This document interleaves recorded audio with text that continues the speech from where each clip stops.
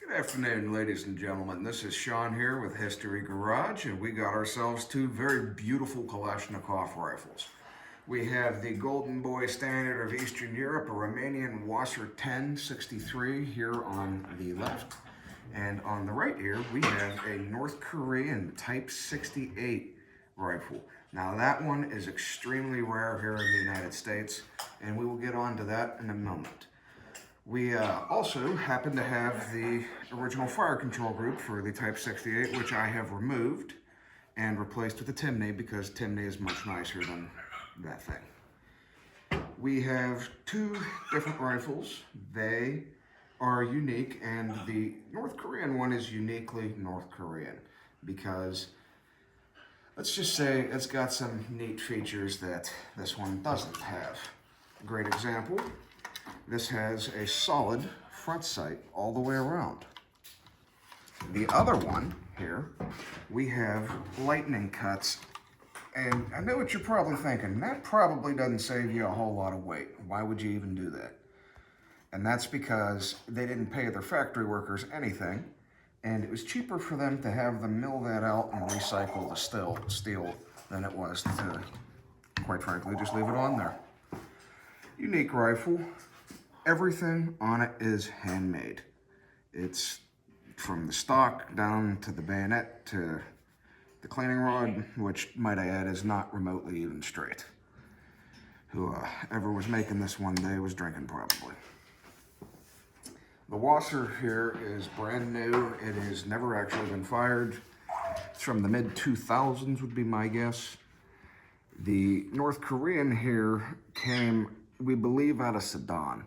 We're not quite sure. The company that we bought the parts kits off of refuses to say where they're actually even from.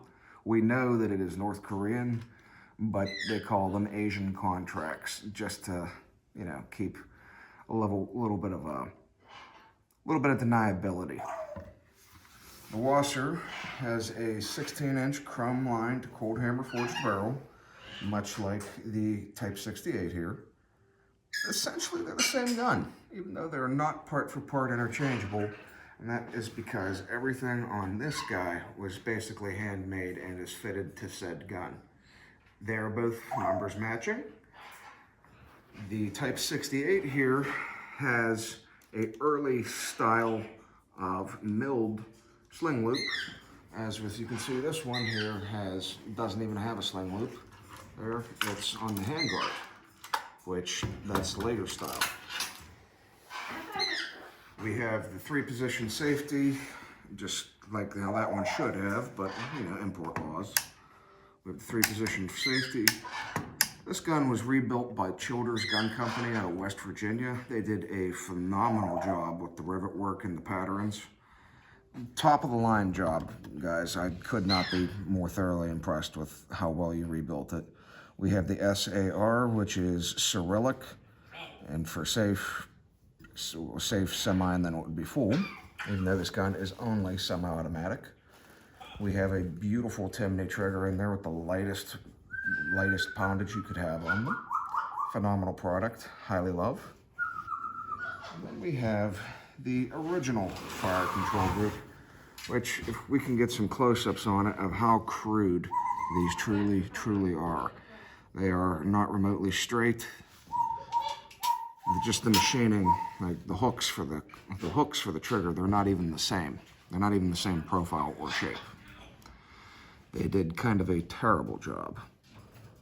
But it worked, and it is Kalashnikov, so Kalashnikov go boom.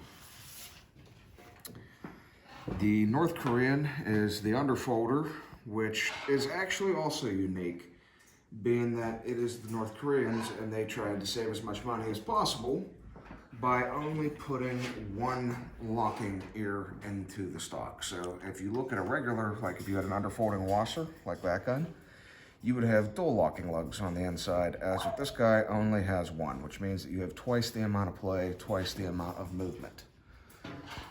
It's not super awesome. This guy here has got surplus furniture on it. It's got the Warsaw length lop from the trigger to the buttstock. It's got the AK sugar scoop. The Korean shouldn't have the sugar scoop on it, but I put it on it just because I like it.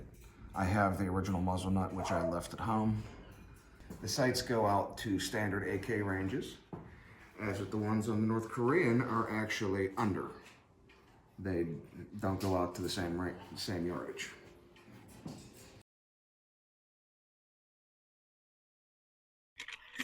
If you can zoom in here, you can see we got braided wire springs. That is uniquely North Korean. I have never seen that on a AK pattern rifle, and we've seen dozens and dozens and dozens of AKs. I can't say hundreds. That would be tooting my own horn. Very nice, very, very nice rifle. It is about 26 degrees here today in western Pennsylvania. It is extremely cold, and I am just happy to be out here shooting with my friends. On one more note, today we are shooting Red Army Standard 122 grain full metal jacket ammunition. This stuff is no longer available here in the States thanks to President Ice Cream. Alright, North Korean Type 68 AK. Today we are using 26 rounds in a magazine to be YouTube compliant. Sorry folks, we know how that is.